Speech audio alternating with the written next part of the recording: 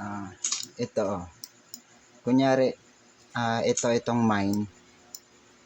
Kahit hindi siya nasa center, pwede na yan. Hanap tayo ng nasa center. Meron talaga yan eh. Ito, kagaya na ito. Hindi kasi yan mawala.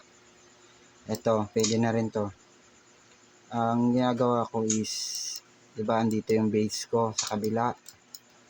Mas mabilis umikot eh.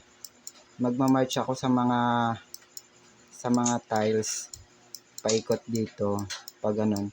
Pero, ang ginagawa ko, kunyari ito, kunyari walang tao. Center to, dito oh, para ma-surprise attack. Pero tinitingnan ko yung power eh.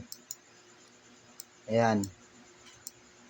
Basta may tiles lang na available na center niyan para ma-surprise attack. Tapos, syempre nagmamarch na dito yung hero ko, diba dito. Pag attack ko niyan, syempre lalabas yung kalaban. Sunog na siya.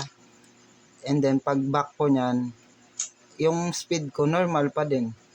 Glitch kasi yun siya. Simula pa lang nung una ng game, ano na yun, nagawa ko na. Di ko alam kasi paano na-discover ko lata yun. Nagtaka ako tapos sinulit-ulit ko lang. Basta yung gawa ka lang ng paraan kung paano mo ma-surprise attack. Minsan nahanap ako ng